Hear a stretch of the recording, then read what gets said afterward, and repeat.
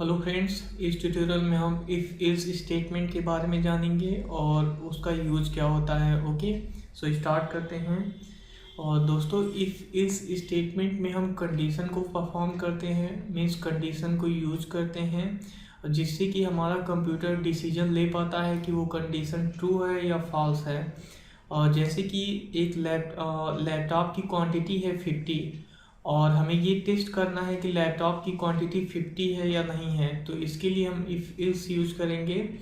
अगर quantity true होगी तो फिर आउटपुट आएगा, अगर क्वांटिटी ट्रू नहीं होगी तो भी आउटपुट आएगा। तो इसके लिए हम सबसे पहले एक एग्जांपल देखते हैं। यहाँ पर इफ़ यूज करेंगे और उसके बाद पैरेंथेसिस यूज करते हैं इफ़ के बाद, और यहाँ पर ये कोड ब्लॉक। तो ये जो इफ़ के आगे जो पैरेंथेसिस है इसके अंदर हम कंडीशन लगाते हैं। जो भी हमें कंडीशन यूज करना होता है वो इस इफ़ के अंदर यूज करते हैं। और उसके बाद यहाँ पर इल्स यूज करते हैं। इल्स यानी अगर ये कंडीशन इफ़ वाली ट्रू नहीं है तो फिर क्या प्रिंट होगा, यानी तब उसके बाद इल्स। तो इसका एक एग्जांपल देख लेते हैं। ये तो इसका सिंटेक्स था। सबसे पहले एक हम इंटीजर क्रिएट करेंगे। इंटीजर का नेम कुछ भी दे देंगे, फॉर एग्जांपल लैपटॉप, और उसकी क्वांटिटी है 50। एक इंटीजर वेरिएबल हमने क्रिएट किया और उसका नेम दिया लैपटॉप और उसकी क्वांटिटी दे दिया 50। अब उसके बाद हम यहाँ पर इफ़ यूज करेंगे, इफ़, और उसके बाद यहाँ पर पैरेंथेसिस के आगे ब्रैकेट। अब उसके बाद इफ़ में हम यहाँ पर कंडीशन लगाएंगे कि अगर ये लैपटॉप इक्वल टू 50 है कि नहीं है। तो इसके लिए लैपटॉप और उसके बाद इक्वल टू, यानी अगर हम इक्वल टू इसको चेक कर रहे हैं कि ये इसके लैपटॉप इक्वल टू 50 है कि नहीं है, तो इसके लिए डबल इक्वल साइन का यूज होगा, सिर्फ ओनली सिंगल इक्वल नहीं। तो इसके लिए ये डबल इक्वल साइन हमने यूज़ किया।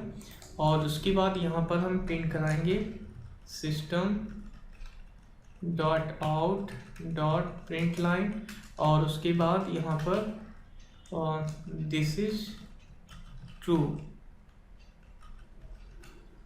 और उसके बाद अगर ये ट्रू नहीं है तो इल्स, यहाँ पर फिर हम इल्स यूज करते हैं।